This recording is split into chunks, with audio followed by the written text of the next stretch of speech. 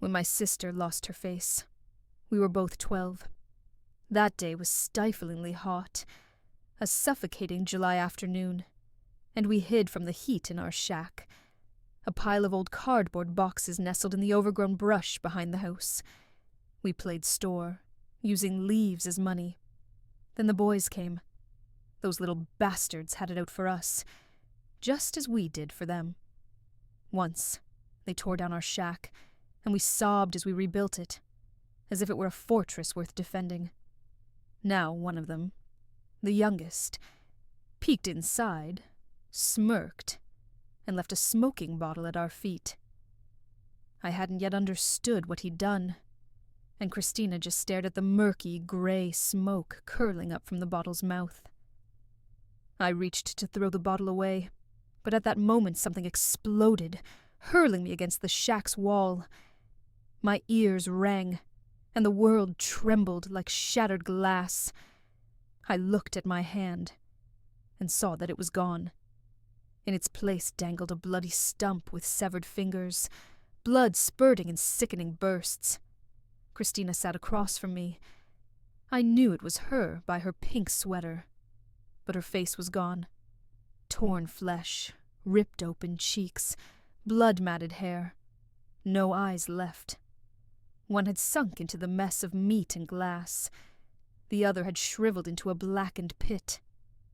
She turned toward me, her mouth stretched in a silent scream. I watched pieces of our bodies drop onto the leaves around us. And then the pain came. The doctors did what they could.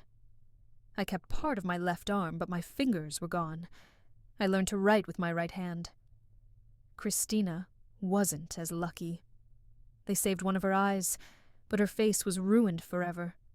They grafted skin, rebuilt her nose, fitted her with a prosthetic, but it didn't help.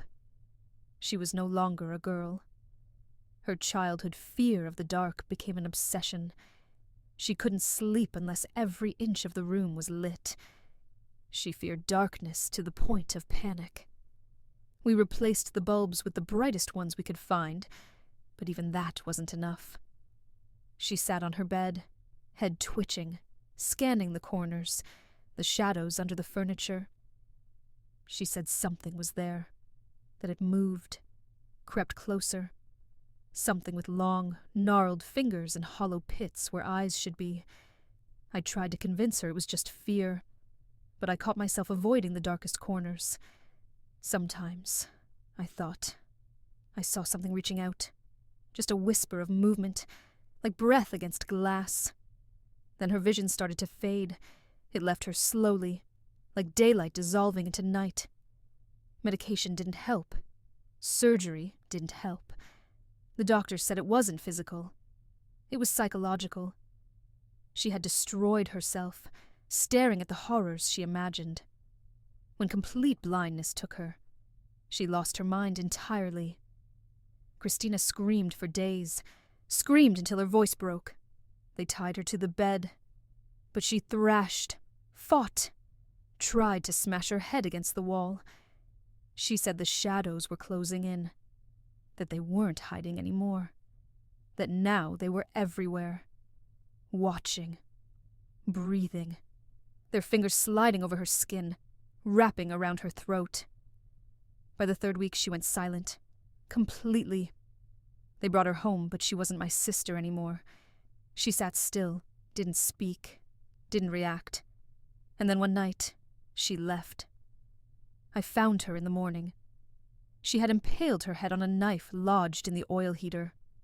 Multiple times, just to be sure, without a sound. In her one remaining eye there was something beyond fear. It was exhaustion, as if she had given up against something only she could see. I don't know what happened to those boys who threw the bottle. Maybe they were punished. Maybe not. I don't care. Years have passed. I have a job, a child, a normal life. I promise myself I'll be a better mother. But at night, when exhaustion takes hold, I lock myself in the kitchen, pour a glass of wine, and try not to look at the dark corner behind the fridge. Because sometimes I think something moves there. and something about that movement feels familiar.